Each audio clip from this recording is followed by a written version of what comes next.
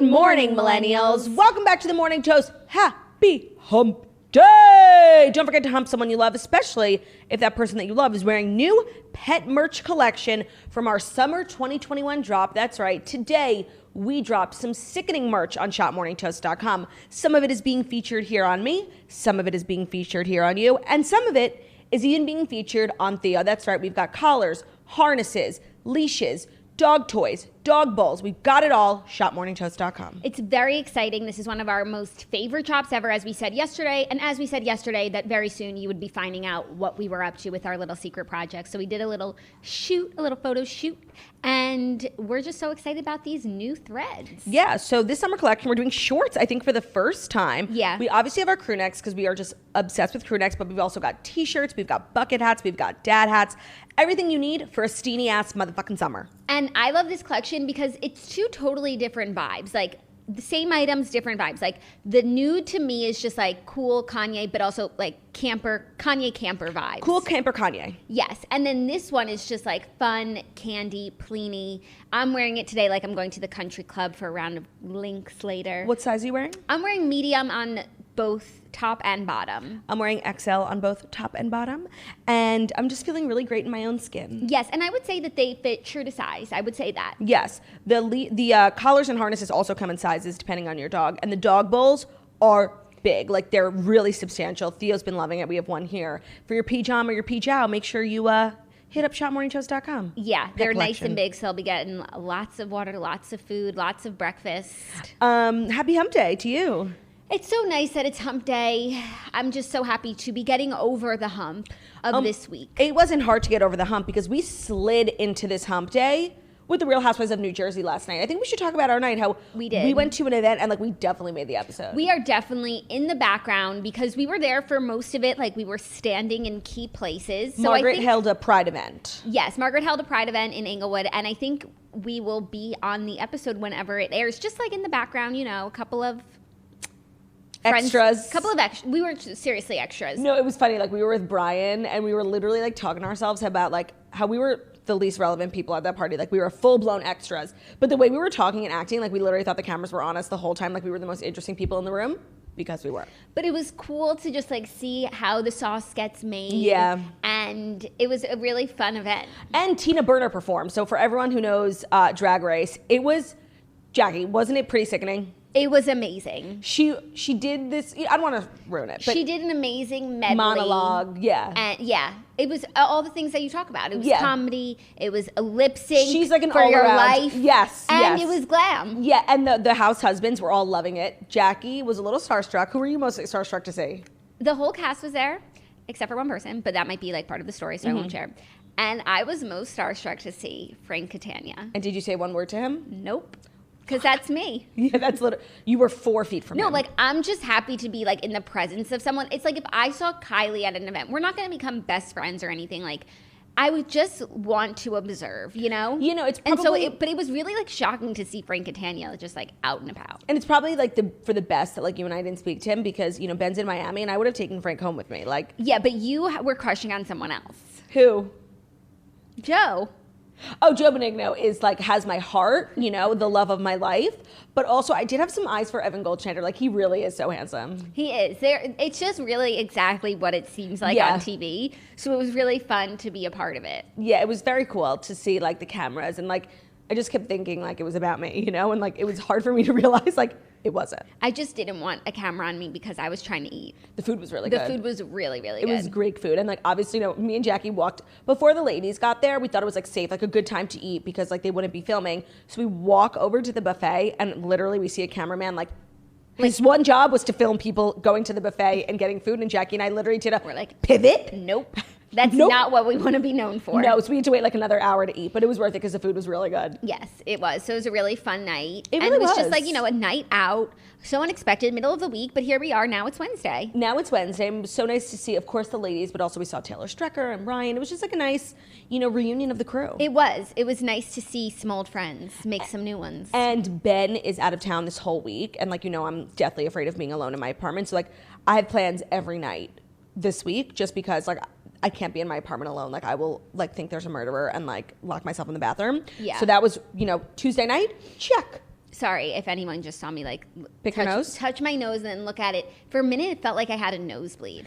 Oh my! Well, when You the know the seasons feeling? change, of course, You know I the get feeling? crazy nosebleeds. There's like when there's like a draft in your nose. Yeah, 100%. So I'm really sorry if that looked gross. Like, and the camera was on me. So Jackie was picking her nose. I had to clear that up. Headline. No, it was worse than that. It was worse because I like looked at my hand. So today's episode is great because it's Wednesday. We have Dear Toasters. Because we were so busy like being extras last night, I did not get a chance to watch Real Housewives of New York. Me neither. But we'll just like catch up on the next recap.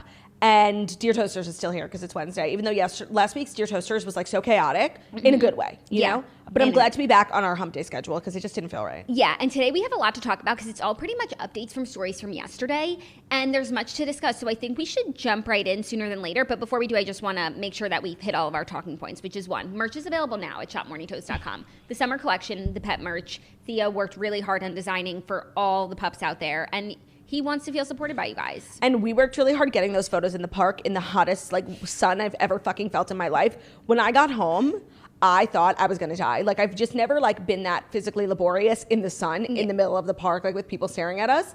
And it was a lot for me to take on physically, but also emotionally and mentally. Yeah. So for that reason, you should buy the merch. Yeah, and I'm just grateful that we didn't end up on Influencers in the Wild.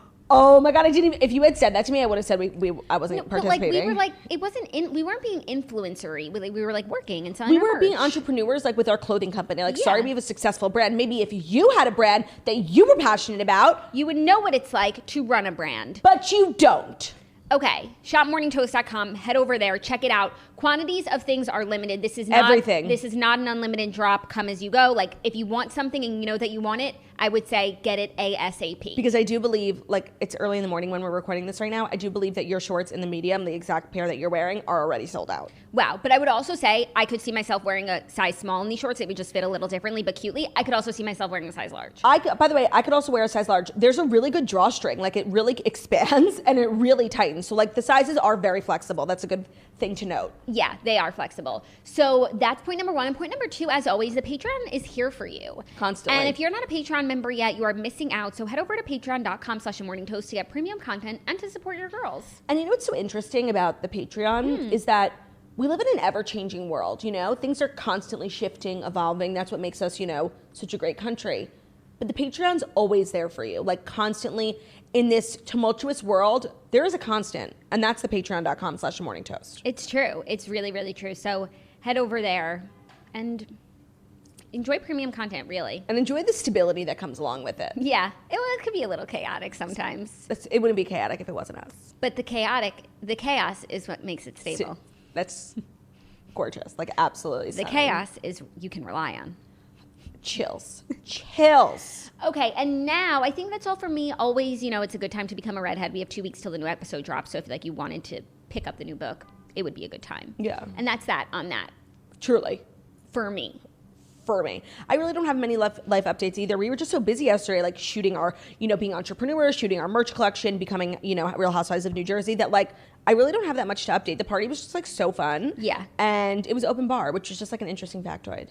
What did you think it was going to be? I don't know. I just like never thought like what our housewife parties, like the bar situation. Is it a cash bar? We've been to, you know, a Potomac event where Karen Huger was dismayed at the cash bar, and she said, well, that was a choice. So I was just curious, like, and it was open bar. I thought people would appreciate that little, like, interesting factoid. Yes, but I would not expect anything less. Margaret hosted the party, so Yeah. she's like a true hostess. I don't know why I just assumed the party was going to be at her house.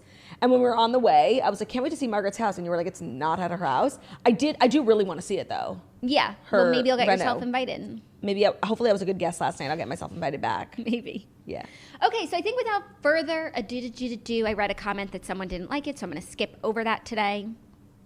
Maybe. No. Okay, without further Do, where are you? Okay, he's right here because it's hump day. That's it. That's that on that. No, I'm kidding. Here are the Fast 5 stories that you need to know before you wake up and take a bite out of your morning toast. Oh God. Oh no. Is everything okay, Claudia? She Oh has my risen. God. Sorry. She has risen. That was one of the symptoms of my RDH flare-ups. I just kind of like, you know, zone out for a second, but I'm feeling okay. But my doctor did recommend I tell everyone about today's sponsor. Please do. Please get that off your chest. I would be remiss. I would be devastated. I would even be heartbroken if I didn't let you know that today's episode is brought to you, sponsored by Curology.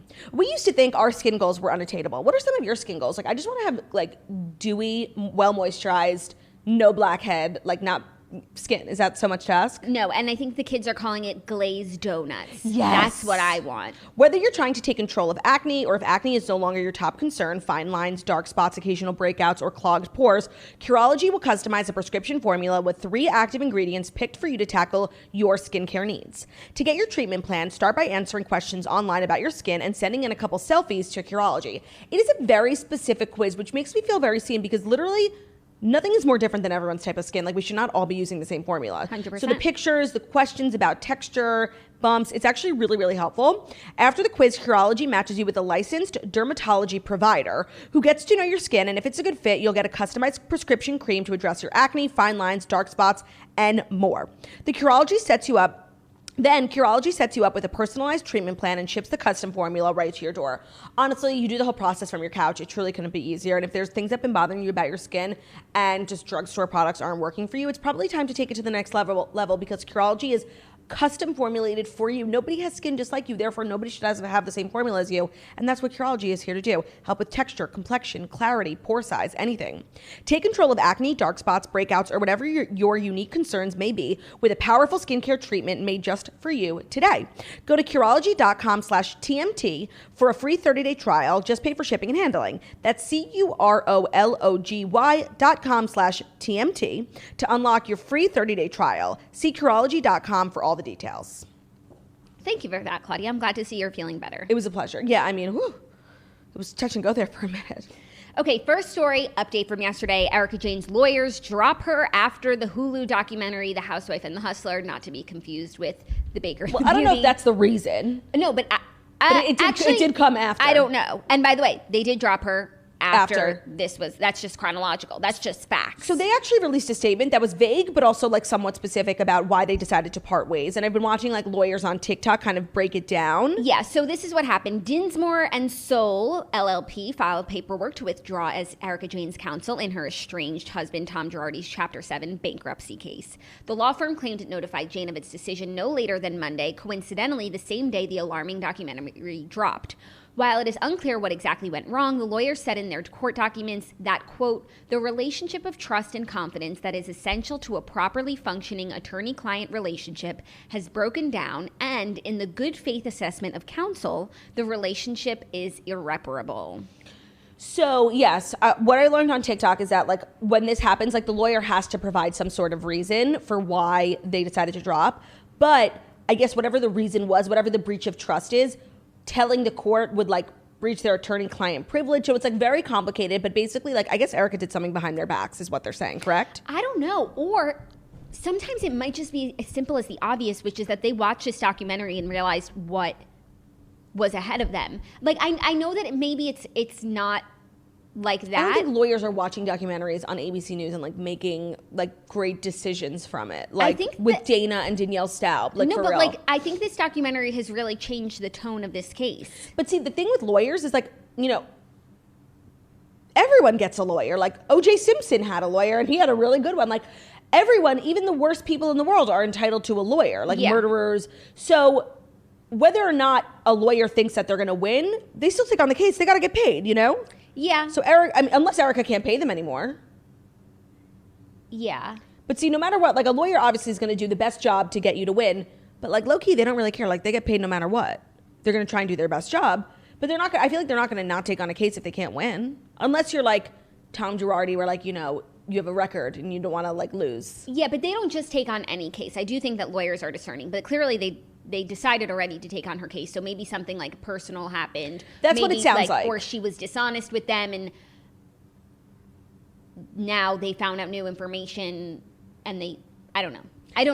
Yeah, it's very vague, but it's also really crazy. Like this has just not been a good week for Erika. Yeah. And I feel like before this documentary came out, but we knew about like all the lawsuits and stuff, her like activity on social media has been like pretty consistent. Like she's been acting like kind of like nothing's wrong, like she's being kept out of it. But now I feel like things have definitely changed. The tone in which we are regarding Erika Jayne has been changed because I feel like now more than ever, I feel like she knew. Because of the documentary. Yes. The documentary has changed things. Yes, for me, because I'm a moron, you know, Yeah. like, and I'm easily swayed by documentaries. Yeah, but I think also we were ready to regard this one with the title and the cover photo and the Danielle Staub opening. Like, we were ready to be like, oh, this is like a farce. Trash. But it wasn't. Yeah, I just don't think that the documentary swayed the opinions of her lawyers. Like, I think there was so much more going on behind the scenes. Yeah, yes, for sure. But the timing is Yes, the timing is very suspicious.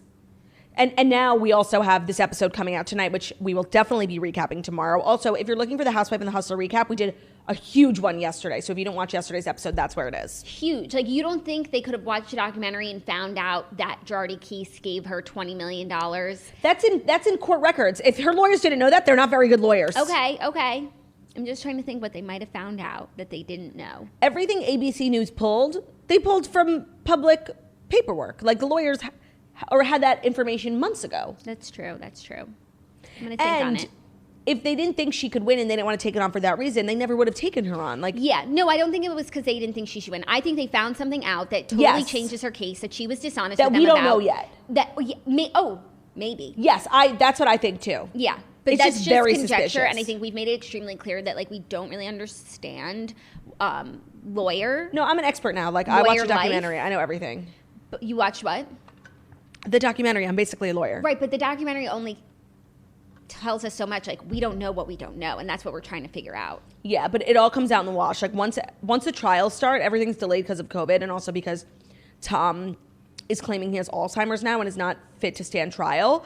But once everything starts rolling, like, that's all public information. Like, we'll be able to find out whatever we want. Yeah, just these things take so long, and people's attention spans are so short. I And by won't the time care. we even find out, it's like 2 seasons of Beverly Hills in the can, and we've all moved on. So true. It's really frustrating. You just want that instant Gratification. justice. Where's my gavel? Instant justice. Instant justice. So that's a crazy turn of events. We will keep you posted. Tonight, Beverly Hills is on. I'm really looking forward to this episode now, knowing what we know. And now that we're finally breaching this topic, like, we know that at the end of last week's episode, she texted all the girls, Tom and I filed for divorce. And that was literally like 48 hours before the whole thing unraveled. Yes, of course. So I think it's so important that the documentary came out this week, because now we like are going into this with eyes wide open. It was definitely intentional timing. Yeah, no, but I think it was good timing, because you were saying yesterday you didn't know if it was a little too soon because the things hadn't happened yet. We're still waiting for the court The documentary had no ending because the courts haven't even started opening the trial. But here's the thing. The documentary's ending is Real Housewives of Beverly Hills. This was just a little prequel. The what? Is Real Housewives of Beverly Hills. Like, we're going to go on the journey for the ending. This was a prequel. We needed this information. Yeah, but also Real Housewives of Beverly Hills, Erika shows us what she wants to show us. Yeah, but The documentary but now was like that the there's cold, hard so truth. much out there, Bravo is going to pry. She got away with that for a long time because it just seemed like she had the kind of a Yeah, but what we're watching was stable filmed in life. November. Where everything starts to unravel. Yeah, I know, but Erika, we're still seeing it through Erika's POV. So, like, she's going to show us what she wants to show us. I do think the reunion will be transformative if she shows up. Yeah.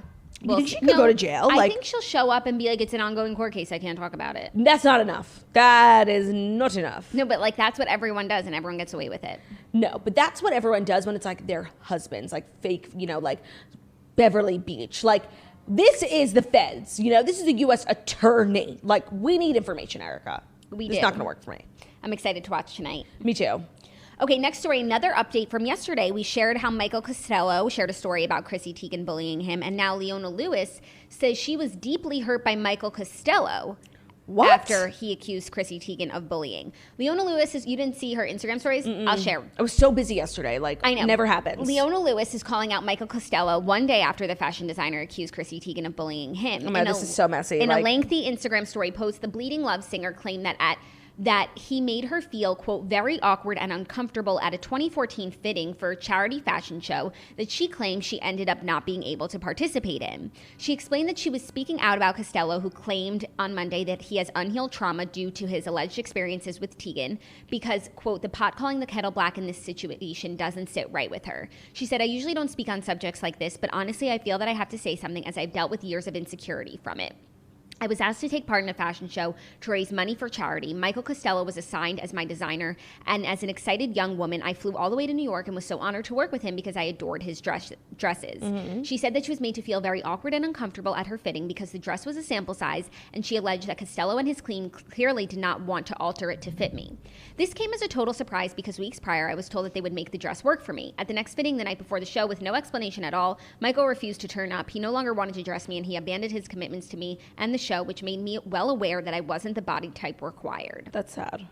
Yeah. Did Michael respond? No response yet. Okay. One, that's not cool of Michael. Like, let's say everything Leona Lewis is saying is true, like, not cool. I don't really, understand how it's relevant. Like, okay, that's that's not a good interaction with Michael Costello, but it doesn't really have anything to do with, and it's not really even close to on the level of what Michael's saying happened between him and Chrissy Teigen, like telling him to kill himself and blackballing him. Like, that's just that's being a rude person. I don't know. Like, seems like, okay, thanks for this anecdote, but like, it's not really relevant. Well, she's just like saying, pot calling the kettle black, and then I'm sure in a few days we'll hear of someone who felt bullied by Leona Lewis. Yeah, no, it's like a cycle. Like, everyone's been mean to someone. Yeah, but also I'm sure this totally happened in the way that she experienced it, where she went one day and the dress didn't fit, and then the next and last time they all pulled out.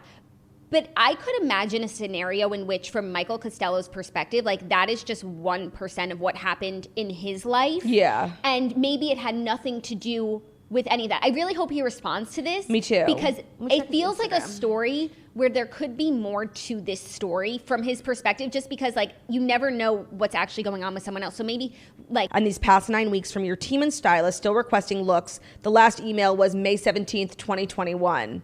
Leona, I'm still a fan and I'm not coming for you, but let's talk about what you were feeling about this dress. I thought you were happy.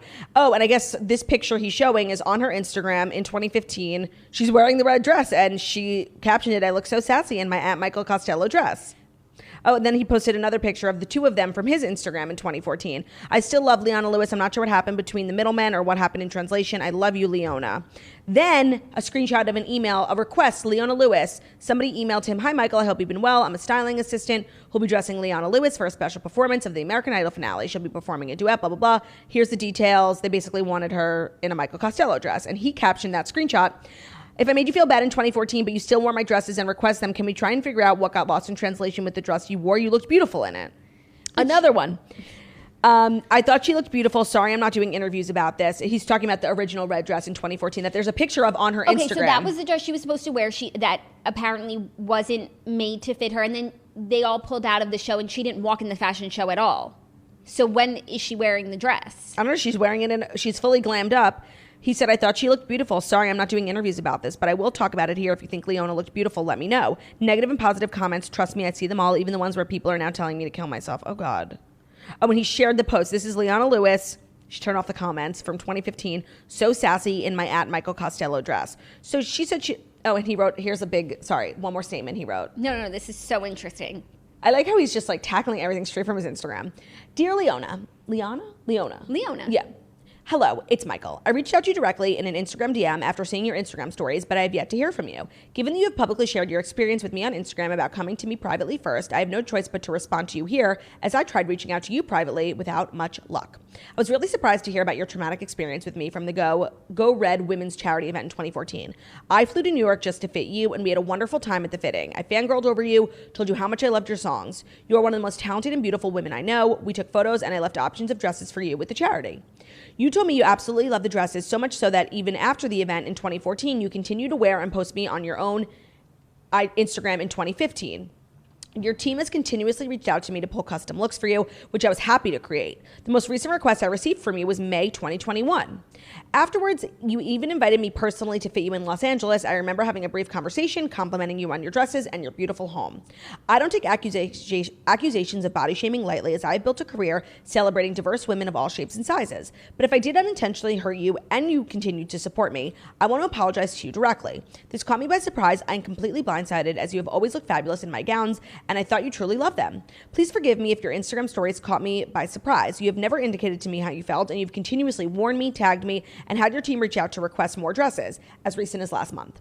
I've lost tons of opportunities, sleepless nights, and I'm not in a good mental state of mind. I wish you spoke to me directly instead of on Instagram, especially when I am at my most vulnerable moment. After years of trauma and getting blacklisted with receipts shown to me by all my friends and allies, I've been suicidal and often feel no purpose to live.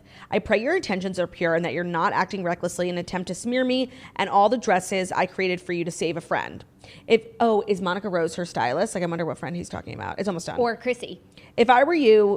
If you were in my position, I'm sure you would equally be as shocked. Someone who has continuously reached out to ask for more dresses, someone who has supported you, warned you, tagged you, all of a sudden comes out and says that you hurt them 7 years ago. If I hurt you in 2014 and for whatever reason you've continued to wear me and support me, please, I want to apologize to you. All of this is very shocking for me to hear because you've continued to wear me, tag me, and ask for another dress even last month. Whenever you're ready, I'm here. Let's have a heart-to-heart conversation at Leona Lewis.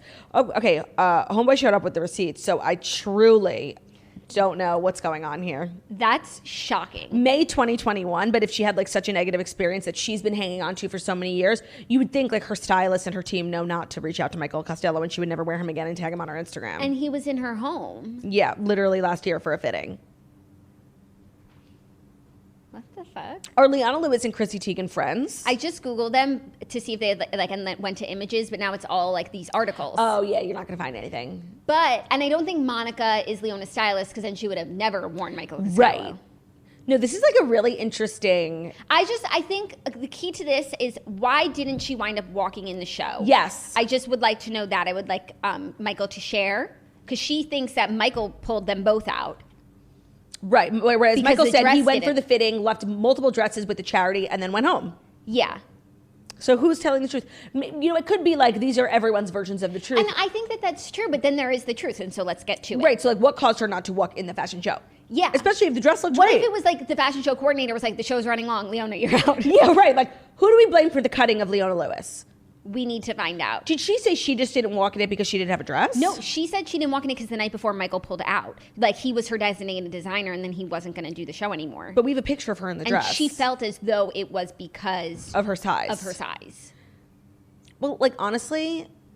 And I imagine, like, that's really how she felt. And yeah. I just feel like now the conversation is, like, about Leona Lewis and Michael Costello when, like, we're talking about Chrissy Teigen, you know? Yeah. 100%. Like.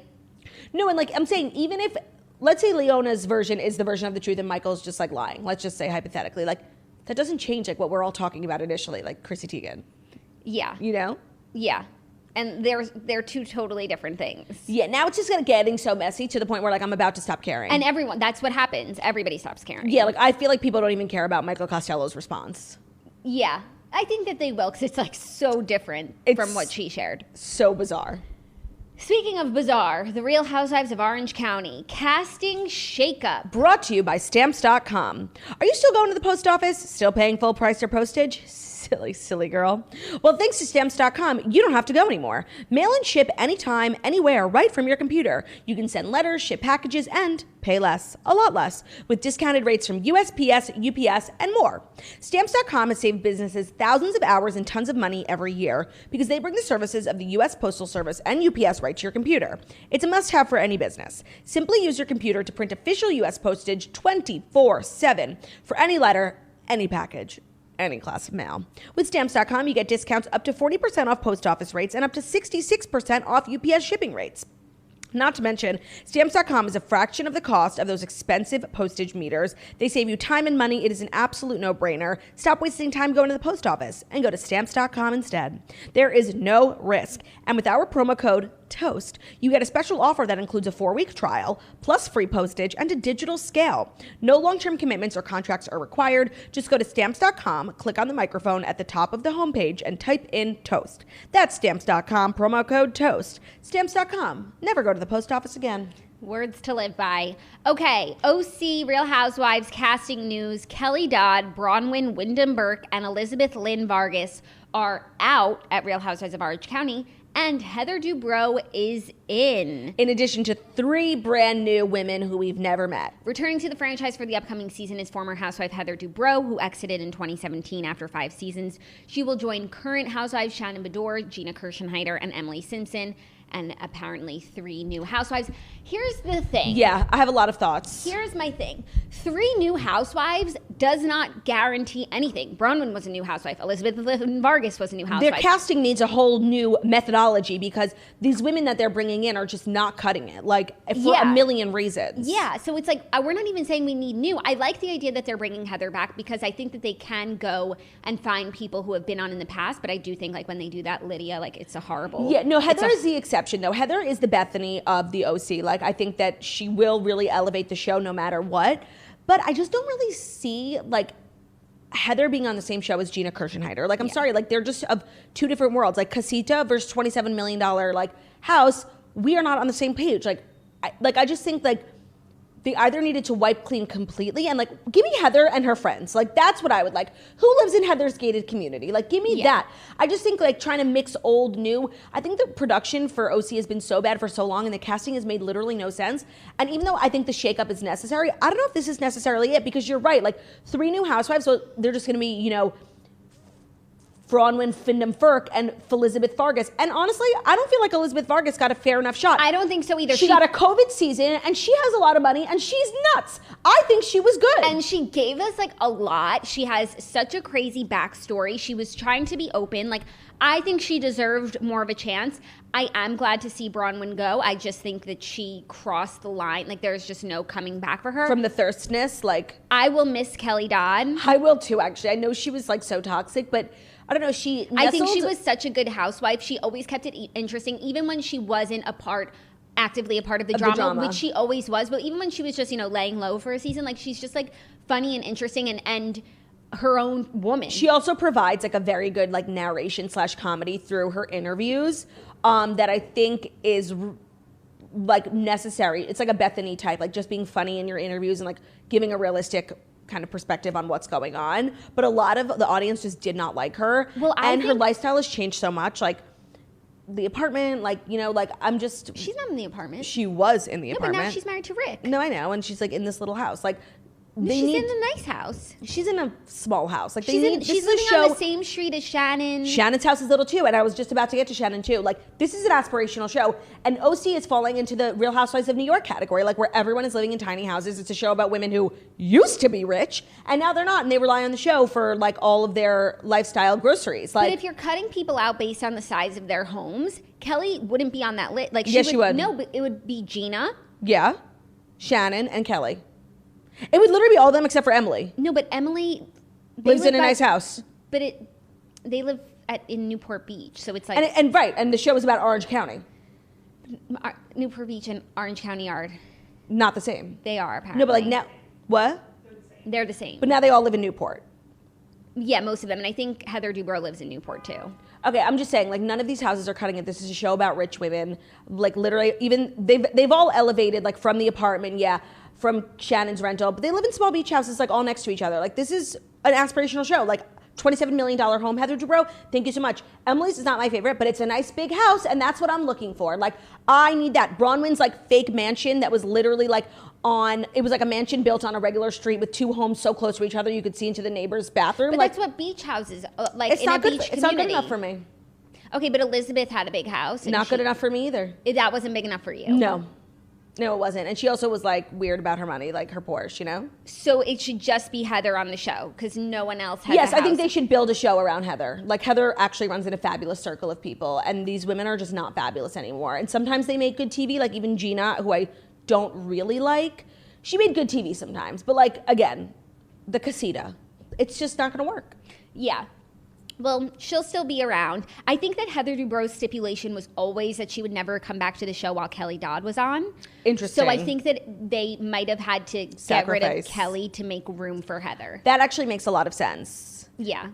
And I just think, honestly, I hope I'm wrong, but I think that, like you said, like the show is now all on Heather to save the show. I think it's too much pressure. And also, most people wouldn't be able to live up to that. I don't think Heather will be able to. Yeah. Because she never gets her hands dirty. She was always like this, little bubbly character running around just like sprinkling her fairy dust on the show. She's not the show. It's actually a really good call. But also, what is like this attachment to Shannon Medore? I like Shannon Medore. Like, I'm just saying, like, the Tres Amigas were cut, Shannon stayed. Literally, the whole cast is cut, Shannon stayed. She's not bringing it like she used to. And again, the house, like, I'm sorry. I don't understand the attachment. I think that my guess would be that, like, in, focus groups and Q scores, Shannon tests really high. Possibly. I think that people have viewers have an attachment to her for what she went through. I think it's sort of like Teresa Giudice. Like, interesting. She will always be a part of it. We will always, like, feels, and I was one of those Shannon people who, like, really was empathetic towards her. I don't feel that way anymore, but I think a lot of women do. Okay, that's a good reason.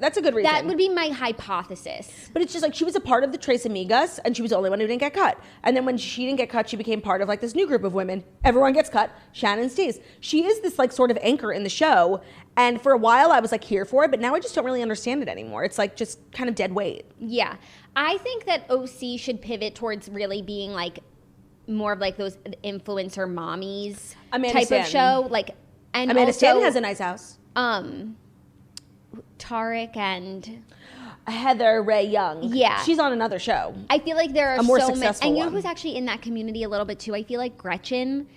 Like, I just feel like there's a whole community of, like, influencers in Orange County who are, like, young moms who they could make, like, Real Houses of OC, like, its own thing again. Yeah, Because now it's just, like, just always trying to compete with the big leagues, and it's just not that. There's just, like, random women being pulled in different directions. I agree. There's no, like, real true social circle. That's why, like, even though Heather Dubrow is not the most interesting, like, pot stirring, whatever, if she has, like, a fabulous group of women friends in her community who would be, like, down, that would be a great show. And that could compete with the big leagues. Yeah, but I don't think they want to be on. And I don't think I don't know that she has that. Yeah. You know? Like, where is her home? Who are her neighbors? I don't know. Who lives near Heather Dubrow? We have to go location scouting. We'll have to look at the aerial view. Knock on some doors. Yeah. That's what honestly, OC casting should be doing. I'm sure that they do. Like, knock on doors, truly. Like, Yeah. They should. Whatever. Let's be positive. It's something. Like, last season was so bad, partially because of COVID, but just partially because of this ragtag group of women. I do agree with some of the cuts. I do think Elizabeth Vargas, like, could have been given a second chance, like, building her big house and her big charity, you know, like, that whole thing. Like, there could have been something there, but whatever. I agree. Let's see. We'll see. Yeah. I love Terry. So excited to see Terry again. Yeah. He's But you a could great- always see Terry on Botched. No, I do not like Botched. Oh, I think Botched is so good. Oh my God, it makes me so nauseous. Like, I literally, I can't watch it, like, you know? Yeah. But you just have to close your eyes. Like, the pulling of the skin. Oh my I God, know. it, like, really grosses me out. But it's a really good show. Okay, next story, another update from yesterday. We shared that Alex Cooper is taking her show to Spotify for around $20 million. Correction/update, it's $60 million. It's 20, we weren't wrong. It's $20 million per year. No, but I mean, Variety wasn't wrong. Variety was reporting $20 million, and then it changed yesterday. Oh, it did? Yeah. Because, like, the announcement fully came out. No, and I think they got more clarity on the situation. That's what it's worth. Like, when I first heard 20 million, I'm like, that's kind of little. Oh, really? Yeah. And now I feel even more steadfast, in my opinion, from the Call Her Daddy drama, that, like, they, specifically Sophia, were not even close to being greedy for asking for $1 million salary. Like, the show was worth so much more. Right. 60 times more. Literally. So it's just so crazy. Like, it's just been in the news so much for, like, the last year. And, like, this is definitely, like, the end of the chapter. Like, now Call Her Daddy has, like, found a permanent home. Yeah. At least for the next 3 years. And it's just so crazy. Yeah, it's really crazy. The first episode came out. I haven't had a chance to take a listen, but Is there a guest? I don't know. I didn't look at anything. I couldn't wait. I wasn't up till midnight. 60 million. Me neither. I went to bed so early. I was literally exhausted from being an extra. No, it's hard work. No, Putting like, the show on our backs. and, like, you want to, like, stand straight and, like, smile the whole time, make sure you have nothing in your teeth, and, like, being that self-aware for so many hours, even though the camera's literally not even looking at you, it's exhausting. Yeah. So I went to bed really early. And some too. of us were failed in having nothing in our teeth. Yeah, Jackie Because had, like, the a one time big Jackie spanakopita. Goldschneider came to our table, I was like, had just taken a bite of food, and I felt stuff in my teeth, so I was like keeping my mouth shut the whole time. So that'll be fun if that comes to air. And it was spanakopita, which is spinach, which is, like, the most Classic. No, I felt it, and so at least I knew. At and least so you I weren't did- like, yeah, hi, oh my God, like, Jackie. big smile. But yeah. Okay, fifth and final story, a little almost casting news that I find so interesting. As we know, Wait, really quickly. Somebody pointed something out to me yesterday, and I was laughing hysterically when we were talking about Gaston, and we were talking about the prequel and how, you know, Hugh Jackman might be good for the sequel. Gaston dies in Beauty and the Beast. There is no sequel. Just wanted to issue a correction. I feel like they could have they could make it that like Gaston had like a life-threatening injury. He bounces back. Yeah, I guess we never got like confirmation, but he falls off the roof in the battle with the Beast. Yeah, maybe he fell on his feet. Broke Sure, a leg. yes. You never know. I think they can make it work. That's not neither here nor. Oh, he fell. Yeah, he was like He fell on his back. He would have to have complete spinal reconstruction surgery from his shattered spine. People have come back from worse. It could be done. It could be done. But it is like the French Revolution. I don't know if they have the technology for that yet, like the medicine and the science. But they do have magic because it was Beauty and the Beast. So maybe Agatha comes through and Oh. says, "I'll fix your spine If you become a better man. if you become a better man." Or then they put the Beast hex on Gaston. Yeah. And he loses his good look. That's a really good premise. You're welcome. Free idea. Just like Jake and Logan fighting each other. Okay, a little almost casting news. As we know, Anne Hathaway was not the first pick for Devil Wears Prada. 9th. She was 9th. But do you want to know who the first pick was, who they offered the role 3 times they wanted her to play it so badly? Rachel McAdams. Yes. I did see this news story. Oh, I was like, is this old news? But no, you saw it. Rachel McAdams was the first choice for the role of Andy, director. She would have been great.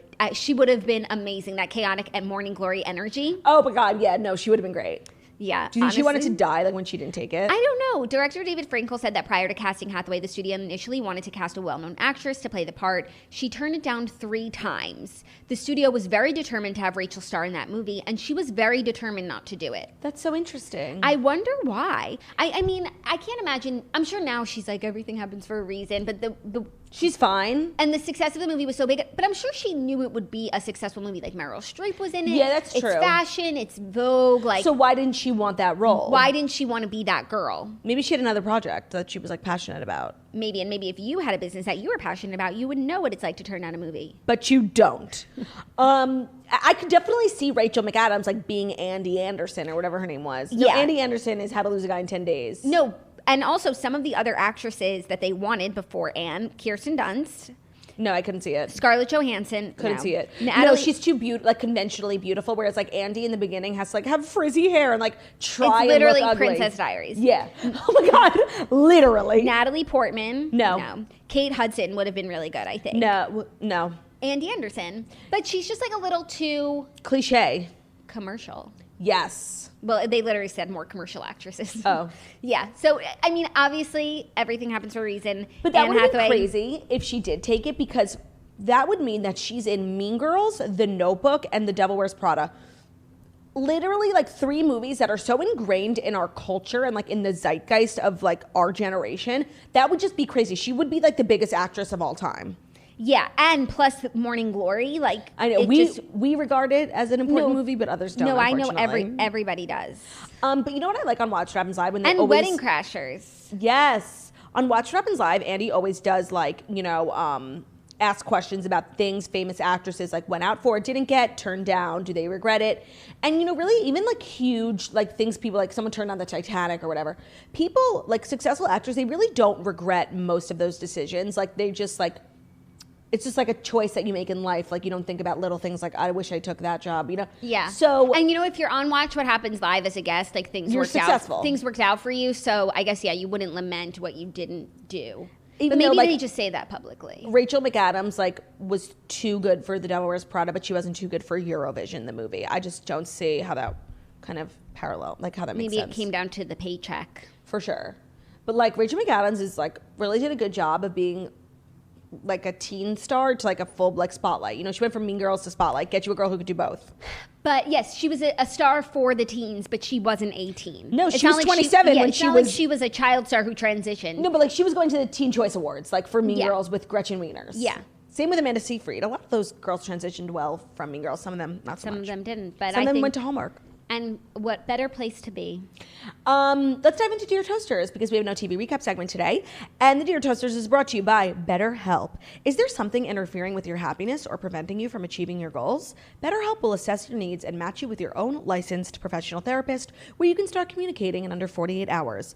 BetterHelp is not a crisis line. It's not self-help. It is professional counseling done securely online.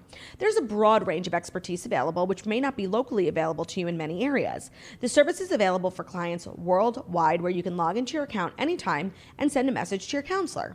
You'll get timely and thoughtful responses, plus you can schedule weekly video or phone sessions so you won't ever have to sit in an uncomfortable waiting room again as you do with traditional therapy. BetterHelp is committed to facilitating great therapeutic matches so they make it easy and free to change counselors if needed. It's more affordable than traditional offline counseling, and financial aid is available. BetterHelp wants you to start living a happier life today. Visit betterhelp.com/toast. That's betterhelp.com/toast, and join the over 1 million people who have taken charge of their mental health with the help of an experienced professional. In fact, so many people have been using BetterHelp that they are recruiting additional counselors in all 50 states. So today's podcast is sponsored by BetterHelp, and Morning Toast listeners can get 10% off their first month at betterhelp.com/toast. BetterHelp is the perfect sponsor for Dear Toasters because sometimes we can't help you, but That's true. But BetterHelp can. All right, first up, again, deartoasters@gmail.com is our email if you ever want to write in about a quandary you're having or update us if we've ever read something about your story on air. Hi, Jackie and Claudia. Oh, sorry. Hi, Claudia and Jackie. I enjoy Dear Toasters so much. I recently got engaged last month, and one of my childhood friends immediately congratulated me by saying, I've never been in a wedding. And I was not planning on making her a bridesmaid at all. On social media, she saw that I was out to dinner with a friend, and my friend captioned it wedding planning. She then texted and asked when the bachelorette and wedding was. I haven't even started anything. I'm already overwhelmed with her involvement. We've stayed in contact since we were 10 years old, but I wouldn't consider her to be a best friend of mine as of right now. My fiance and sister have advised that I need to make her a bridesmaid, but I do not want to. How do I tell her that I'm not asking her? Do I just ignore when the time comes? I'm sort of a people pleaser, so I know I'll feel guilty, but I also don't want to be a doormat and have her forced into my wedding party. Please help. I agree. Like, this is a time to be selfish. Like, you don't just give away bridesmaids cards They're because... coveted positions. Yeah, just because she's being a Bolvan. I'm just in a place in reading the story. I'm just like, you need to rip off the Band-Aid. Send a text message, be like, thank you so much for the love and support. I'm keeping my bridal party small, so unfortunately you won't be find a way to say I'm more of the ignoring. No, don't ignore, because this girl's not going away, and like it will hurt more. It will sting more if it's last minute and like she sees that there's a bachelorette party like without her. Just be like, I'm sorry if you expected otherwise. I am keeping my bridal party small and blah, blah, blah. I can't wait to celebrate with you at the wedding. Yeah. Just don't make her one, rip for the sure. Band-Aid off. I'm just really in a state of mind. You're in a just place in your life? I'm in a place in my life of just like speak your truth and move the fuck on. Well, definitely don't just give her and the don't position. let this eat you up. Like, it will literally be on your mind if you ignore it until like the conversation happens. Like, just send the text and move on. Yeah, definitely do not give away the position just because like you feel pressured. I think your fiance and your sister are giving you like truly terrible advice. Definitely do not make this girl one, and how you want to handle it is up to you. Like, I could definitely understand someone like just wanting to ignore it and hoping it goes away. But the more mature and like nice thing to do for your friend of 20 years is to send a text. But I just want to say, I think she's also being manipulative, because Agreed. even if my best friend on earth got engaged, I wouldn't say, can't wait to be a part of the bridal party. You don't assume. I wouldn't say, can't wait to be in your wedding. Like, it's not about me. Like, and it's not a given. No, Some people don't even have bridesmaid. It's literally my sister gets engaged. I know I'm being a bridesmaid. I'm still not making it about me being a bridesmaid. I think this girl's manipulative, and I think you should put an end to it. Because people don't say that. No, like, this is actually really toxic of her. You're 100% right. She knows she's on the fence, and she's trying to not give you a choice, but let her know you have choices and you've made it. Yes, it's a choice, and you've made it. Send the text. Wow. Hashtag send the text. That one almost slipped right by us. I didn't even realize, like, the manipulation. If I were her, I would never just be like, can't wait to be in your wedding, even if it's my childhood best friend of 20 it's like years. a really toxic thing to do. It's not even that. It's just like, that's not how people speak, because, news alert, it's not about you. It's about the people getting married. We get so many Dear Toasters about like weddings and engagements, and honestly, I feel like there's a special fucking place in hell for anyone who makes someone else's wedding, engagement, bachelorette party, bridal shower about them. Like, I think those are literally the worst people ever, especially when it's a grown-ass female, like woman. No, and if you're getting married, like it usually is, because you have to be a grown-ass female. Right, and then it's like mother-in-laws, like that's just so toxic, and it's so... There's a special place in hell, dead serious, for like women who do that. Yeah, and I think that those women in these moments serve to show you like who is going to be in your life, yes, and who is manipulative and makes everything about them. Because as life goes on, life gets harder, and you don't have time for people like this. And you're not meant to be friends with everyone forever, so people like no doubt will just fall off of your life, off of your content plate. And the ones that stick around are the people who like know their place. No, like all of the rigmarole of weddings are there to let you know like who you need to China from your life. Like, who cannot handle? And I think that this friend of 20 plus years needs to be China. Nah, she can sit in the back row of the wedding. All right, we also have another wedding one. Great. Your Majesties. Wow, no one's ever called us that before. I don't even know where to begin. I was engaged and supposed to be married last year. Very long story short, he ended up being a drug addict that didn't want to change, and I was right for leaving. However, I planned a bomb-ass honeymoon to Europe with a lovely travel agent that I obviously didn't get to go on. I feel bad because this ain't the saint of a travel agent, I'm sure, worked on commission and didn't get it when I had to cancel. I also feel bad because this is my dream trip that I planned essentially by myself and I really want to go on it. Is that weird? I'm taking a massive test for my professional career next month and I could have rewarded myself with this trip, but I'd be going by myself. With it being so last minute, friends and family didn't have time to come up with the money. I'd truly feel RDH if I didn't take this opportunity, but I've never traveled alone and there's the shadow of my would-have-been honeymoon hanging over everything too. Help, a travel-hungry toaster.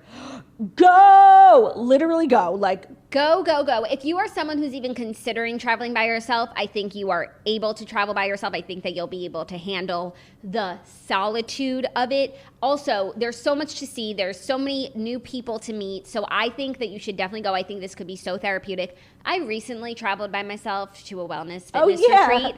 And it was the greatest thing I ever did for myself in my life. So, I mean, for me, it was a retreat that I needed, but for others, it's a European vacation. And I think, like, you're going to be like Lizzie McGuire, like, you're going to live it up. You're going to wind up. You're going to be a sneaky brown noser with a hidden agenda for sure. Wind up on stage at the Coliseum. And I'm so excited for that for you. Go, go, go. Definitely go, but also evaluate the type of person you are. Like, I know if somebody literally offered me an all expense paid trip to Paris by myself, like, I would turn it down. I'm not that type of person. So I just want you to I really think you should go, but also make sure like you're the type of person who's content traveling alone. Like I am not. No, but here's the thing. Like we already know that she is because you would never even think or consider to go on this trip by yourself. So you're having the urge. Fact that like you're having this urge and like you're just looking for the encouragement completed. And be one of those people, like be one of those freaks who like talks to people on the plane, like talks to people at the hotel, like go to the hotel bar. Maybe we'll meet a fellow soul traveler whose, fiance didn't work out. Like there's the endless possibilities. Like, and we're living in a post-pandemic world.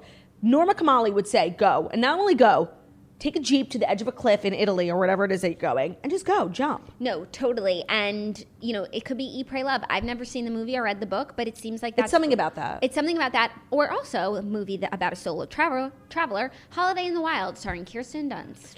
Hashtag. It was supposed to be her anniversary trip with her husband. Oh, yeah. But she still wanted to go. And she ended up not leaving. Watch that movie. Yeah, watch that movie on the plane. It's on Netflix. Or watch Rob Lowe. Watch it to get inspired to make the decision. Hashtag WWNKD. What would Norma Kamali do? She would go. And if you want to be like Norma, you should go too. All right, third and final, dear toasters. How you doing? Okay, buckle up. This is some craziness, and I need help handling this in the best way possible. Okay. Let me paint a picture. My fiance and I recently got engaged in December, and we have planned our wedding for April 9th, 2022. We are thrilled.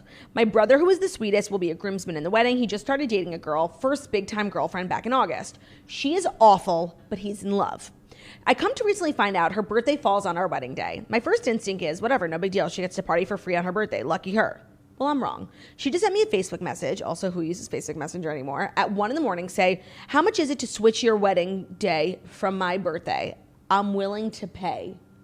Say $100,000. What? Say $100,000. We have all of our vendors booked, down payments made. Does she not understand how weddings work? Also, she gets a birthday every year. The audacity. How do I tell her to kindly fuck off? I love my brother, and at this point, he knows I do not like this girl. Although I've been incredibly cordial thus far, I'm worried it will cause a rift in my brother and I's relationship. He says he understands both sides. For a little more context, she has minimal friends and family, so he's kind of all she has. But still, am I crazy? How do I move forward in peace? Signed, a bothered bride to be. First of all, you are not crazy. That is literally... That's the most chutzpah dick thing. Literally, you have to have the biggest fucking balls to send a message like that. First of all, nobody cares about your fucking birthday. We're all grown-ups. So, like, if we're all, like, at the age of being married and we're all crying about our birthdays, like, I can't stand people like that, first of all. You're so immature if you do that, first of all. Second of all, you have no social awareness. You have no self-awareness. You have the biggest chutzpah on planet Earth to send a message like that, to ask someone, I'm willing to pay. I hope you ignore this message and just ignore this girl in general. Like, I think do not give her the time of day. You need to sit down or tally up how much it would cost to move everything,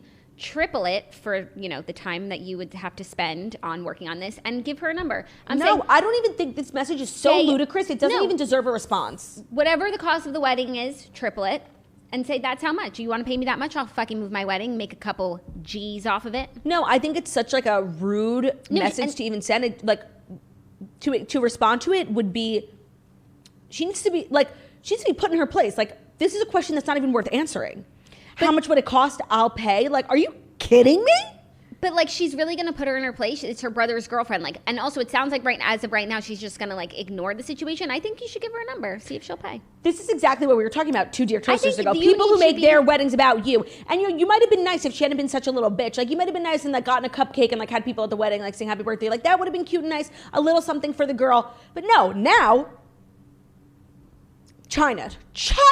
I think you could be enterprising about this and maybe make a couple $100,000.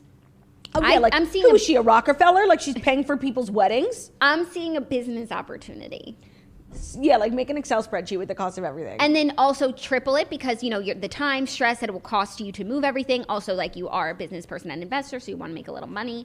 And then give her a number. Or just respond, like, $1 million. Yeah, that's what I'm saying.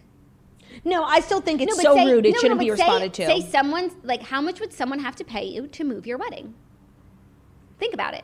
I would do it all again for the right number. $1 million. $1 million. Whatever it is. Figure out that number in your head. Give her a figure. Yeah. But still, like, seriously. And your brother sounds like a piece of work. I understand both sides. Like, no, and you know what? There's always something very weird about someone who has, like, very few friends and family around them. Like, what did you do? Like, you are toxic. That's always a red flag. Like, when people have, like, new girlfriends or friends that they bring around and that person has, like, no friends or family, like, that's fucking weird and, like, shady. Like, who did you murder? Yeah, no, just everybody hates you, and soon we will too. Like, that's no, soon we'll know why. Yeah. Yeah, 100%. All right, so those were Dear Toasters.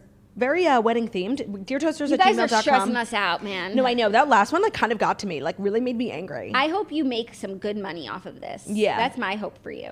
And I hope that you spend it at shopmorningtoast.com. Our new merch collection, Summer 2021, has finally dropped. Shorts, crew necks, t-shirts, bucket hats, dad hats, and a whole pet collection. Leashes, dog collars, dog toys, dog harnesses, dog bowls that say P-Jam and P-Jow on it.